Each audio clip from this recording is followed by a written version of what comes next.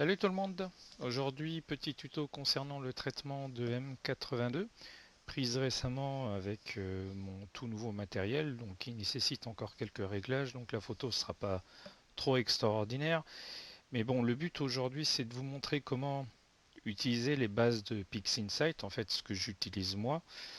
J'aime pas trop chipoter avec les paramètres, donc pour moi, plus le traitement va vite, mieux c'est. En gros, une grosse vingtaine de minutes est nécessaire pour traiter mes photos. J'ai jamais besoin de plus et ça me va très très bien. Donc pour commencer, je vous ai mis dans la description de la vidéo donc la source, le master que vous allez pouvoir utiliser pour suivre l'exemple avec moi pour pouvoir traiter la photo en même temps que moi. Je vous ai mis également le flux de traitement pour pouvoir vous aider à retenir toutes les étapes. Donc normalement c'est assez simple à suivre. Encore que vous me direz dans les commentaires si c'est assez simple à suivre. Et également, je vous ai mis, toc, que je récupère ça, voilà, je vous ai mis également les icônes qui me sont nécessaires pour faire le traitement des photos. Donc la première étape quand même, avant tout ça, c'est de vous assurer que tous les plugins soient bien installés. Alors, comment on s'assure de ça? Tout en bas du flux, du fichier de flux, vous avez les prérequis avec tous les plugins à mettre dans le repositories de PixInsight. Donc, il va falloir faire des copier-coller de toutes ces adresses web et je vais vous montrer où est-ce que vous pouvez les mettre. Donc, dans PixInsight, vous allez dans Resources, Updates et Manage Repositories. Dedans, vous avez probablement déjà quelques lignes. Normalement, vous avez toutes les lignes là qui sont déjà définies. Et vous allez devoir ajouter tous les sites web que je vous ai mis dans les prérequis dans le fichier de flux. Donc, pour ce faire, vous cliquez sur Add, vous collez à chaque fois.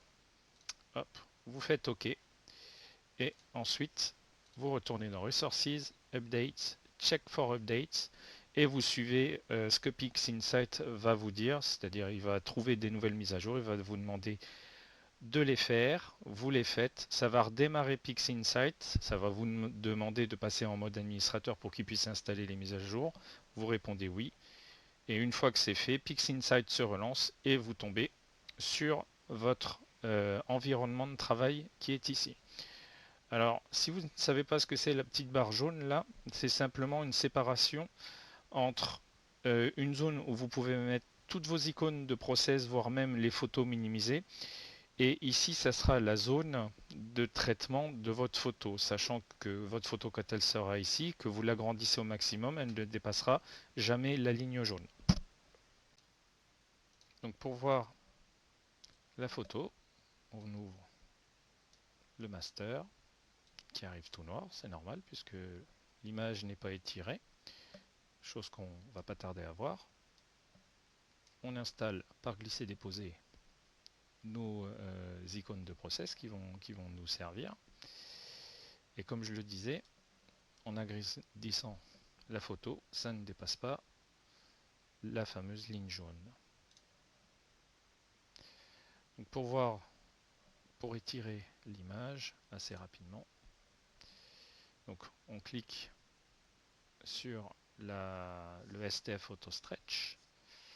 Et ce qu'on peut faire également, c'est passer par la fonction de Screen Transfer Function.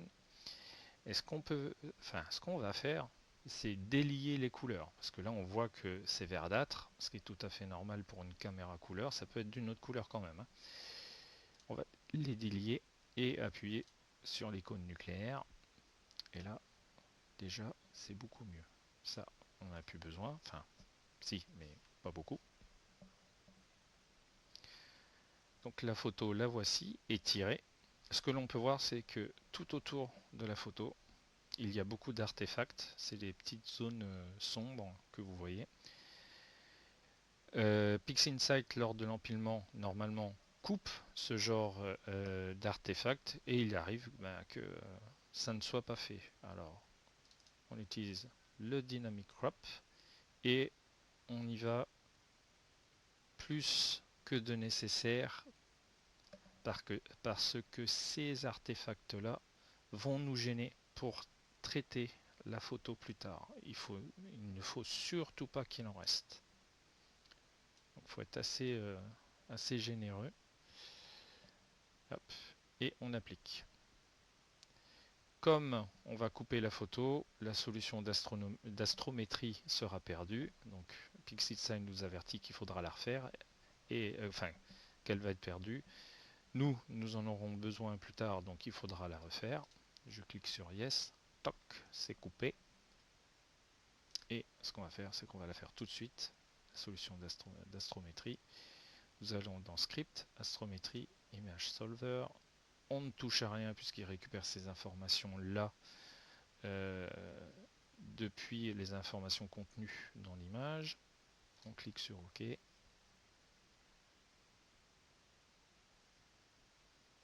Et c'est tout bon.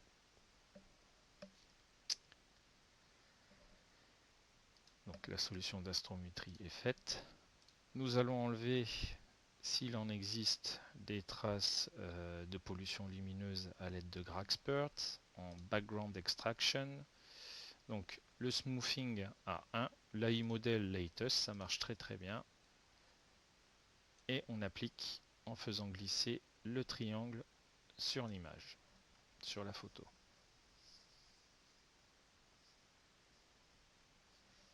C'est fait.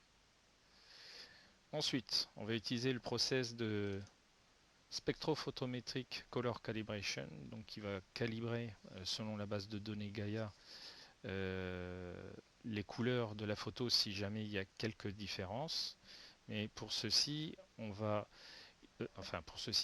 le process SPCC a besoin d'une solution d'astrométrie, ce que nous avons fait grâce à Image Solver juste avant. Mais pour qu'il soit plus performant aussi, on peut lui spécifier une région d'intérêt. La région d'intérêt, qu'est-ce que c'est? C'est une région dans la photo où il n'y a pas d'étoiles, il n'y a que du fond de ciel. Donc ici, c'est relativement simple, mais vous pouvez imaginer que dans la Voie lactée, avec un champ large et une lunette, il y aura beaucoup d'étoiles au centimètre carré. Donc ici, c'est simple, pour d'autres photos, ça l'est beaucoup moins. Donc un petit zoom quelque part, ouais, par là ça me paraît pas mal, encore que on en voit une là, et on clique ici pour en créer une, et n'importe quelle taille, peu importe, mais il ne faut pas qu'il y ait d'étoiles à l'intérieur de cette preview. On retourne sur le process SPCC. Il y a 4 paramètres importants en plus de la région d'intérêt. C'est le capteur que vous utilisez. Moi j'utilise un IMX 571, donc j'ai déjà pré-paramétré ça. Si vous retrouvez votre bonheur ailleurs, utilisez-le. Sinon, si vous ne le trouvez pas, il faudra utiliser celui par défaut, l'idéal QE Curve.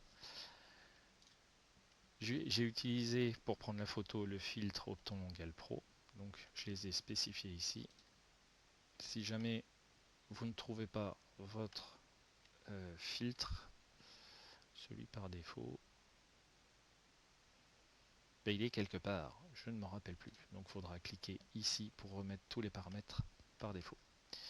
Donc on n'oublie pas notre région d'intérêt et on va appliquer le SPCC à la photo.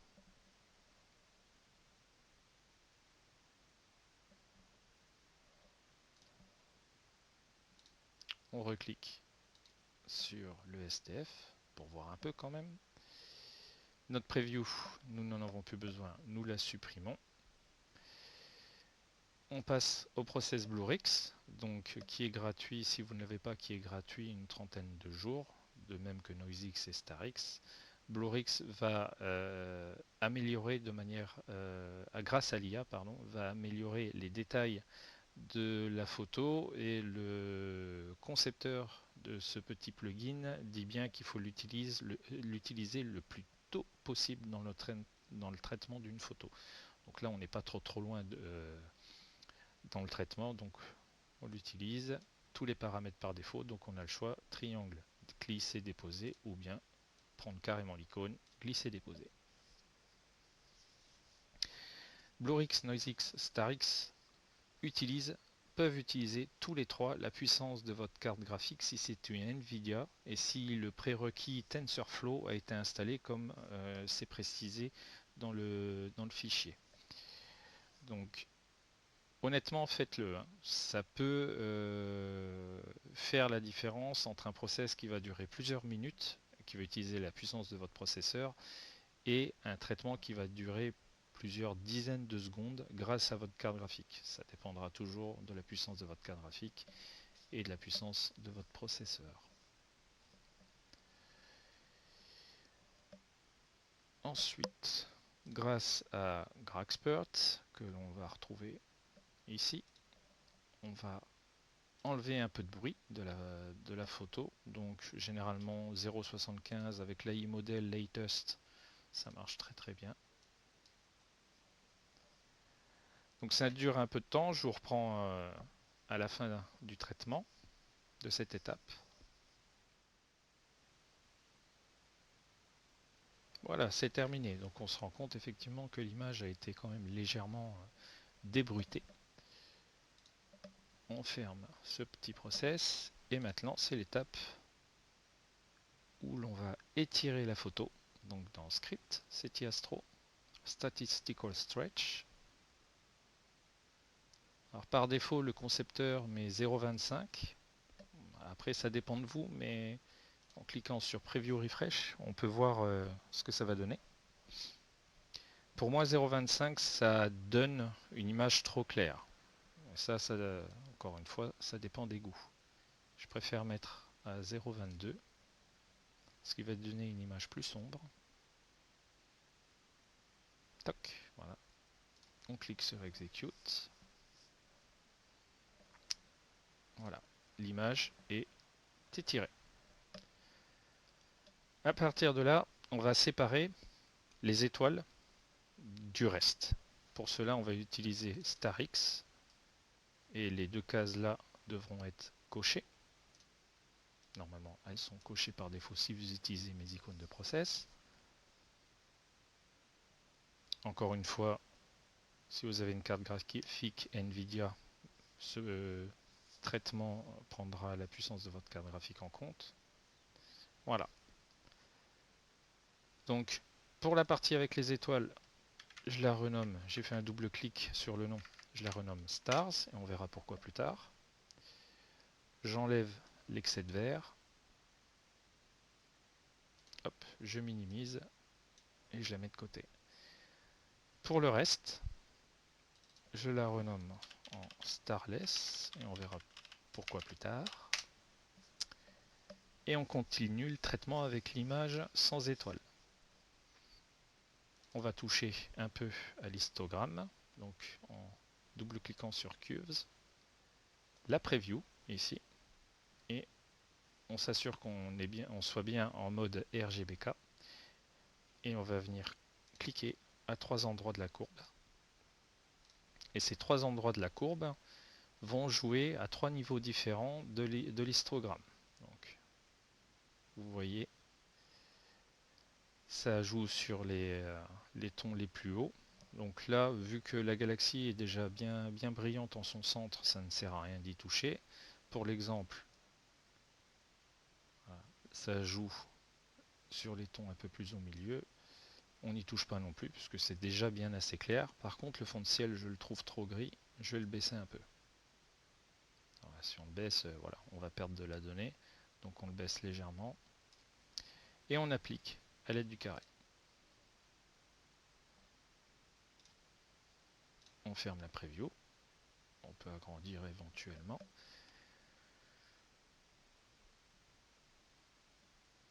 On se débarrasse d'un excès de vert s'il y en a.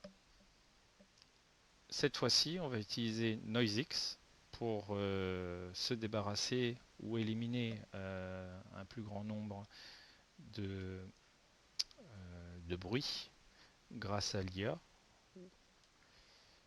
Pareil, on laisse les paramètres par défaut, glisser, déposer, utilisation de la carte graphique, la puissance de la carte graphique, ce qui va assez rapidement. Donc on voit déjà que l'image a été polichée. Et on va augmenter les détails grâce à Bluerix.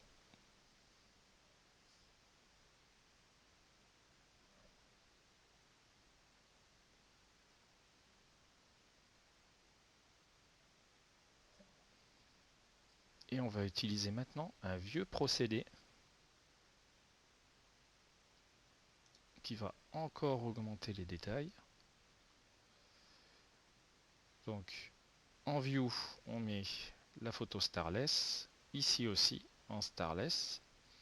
En filtre type, en high pass. Le filtre radius, c'est vous qui voyez. Vous le réglez quand vous voulez. À 5, je trouve que ça augmente les détails sans créer d'artefacts vraiment bizarroïdes sur la photo. Vous pouvez monter jusqu'à 10. Généralement jusqu'à 10 ça va. Et encore que. Donc je préfère le laisser à 5. Et en blend mode, vous mettez overlay. Et vous appliquez. Ça va encore augmenter les détails de la photo. Terminé.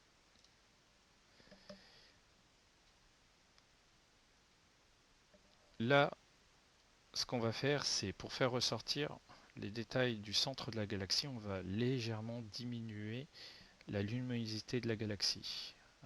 Pour ce faire, on va s'aider de HDR Multiscale Transform. Donc, il faut absolument que To Intensity et Lightness Mask soient cochés, et après vous jouez avec le nombre de couches, Number of Layers. Moi, je préfère des résultats, pour cette photo-là, j'entends des résultats entre 6 et 7. Donc là, je vais mettre 7. Et encore que pour l'exemple, je laisse à 6. J'applique. Voilà. Déjà, ça donne un bon petit résultat. On voit que ça a baissé la luminosité de la galaxie. Ça fait ressortir les détails. Mais 6, ça ne me plaît pas. Je reviens en arrière. Je passe à 7. Je réapplique. Voilà. Ça, j'aime beaucoup mieux.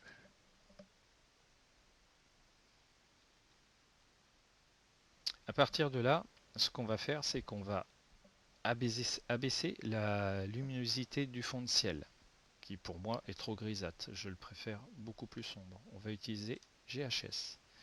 À l'aide de GHS et du mode linéaire, on va pouvoir jouer ici en faisant bouger le petit curseur en bas sur le fond de ciel.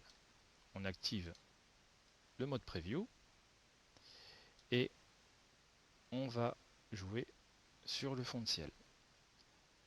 Attention, vous pouvez jouer tant que vous voulez du moment que l'OClip reste à 0. Si l'OClip passe à une valeur autre que 0, ça veut dire qu'au final vous allez perdre des données.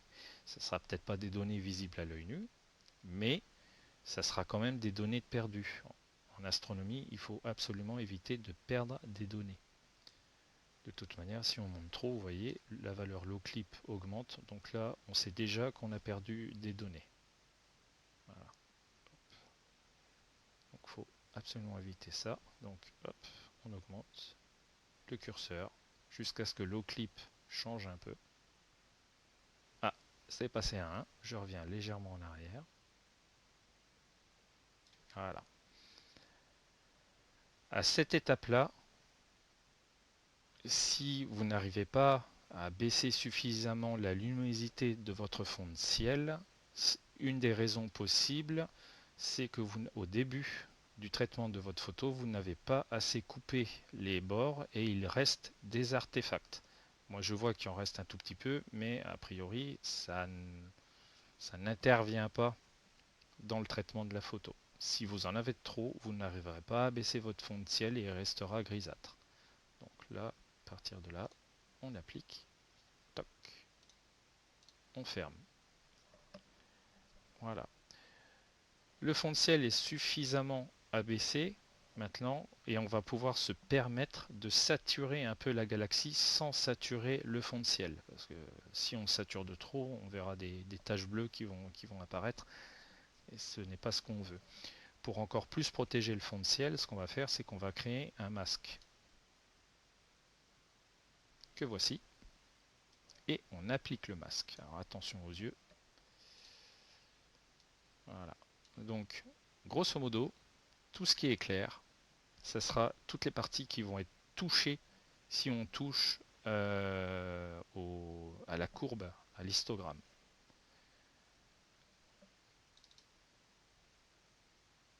On clique sur saturation parce que c'est ce qu'on veut. On se met en mode preview parce que c'est quand même mieux que le rouge. Et là, on s'amuse. Donc là, on voit que le fond de ciel est relativement épargné, encore que on distingue des zones bleues. Donc, il vaut mieux augmenter légèrement la saturation et appliquer plusieurs fois le process plutôt que de le faire en une fois et se retrouver avec des résultats comme ça. Donc là, ça me paraît pas mal. J'applique. On peut éventuellement encore appliquer une seconde fois.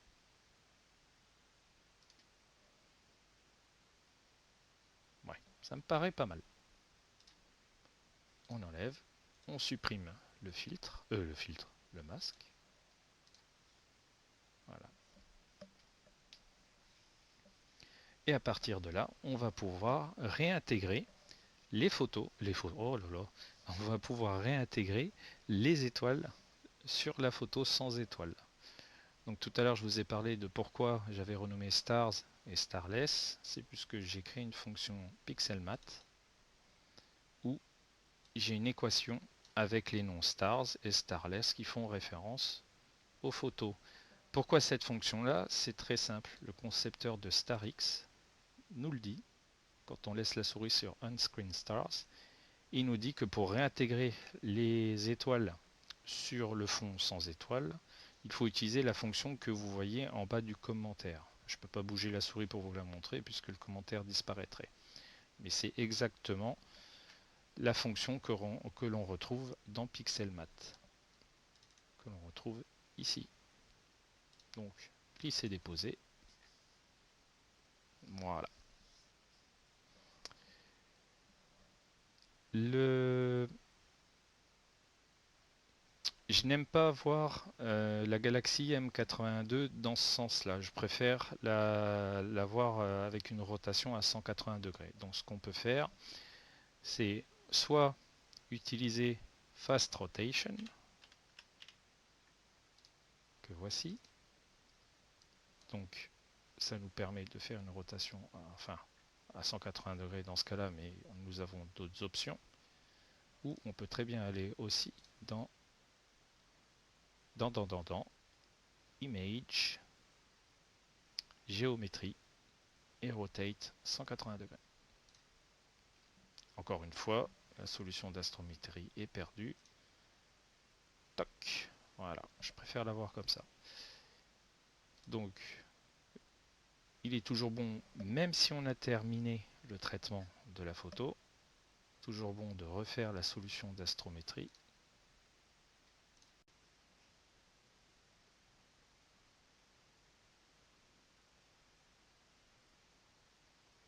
Voilà qui est chose faite, pardon. On peut appliquer aussi un profil différent de celui par défaut. Donc c'est surtout en vue d'imprimer la photo que je change le profil parce que c'est une étape complètement optionnelle. Et bien évidemment, on signe quand même notre photo.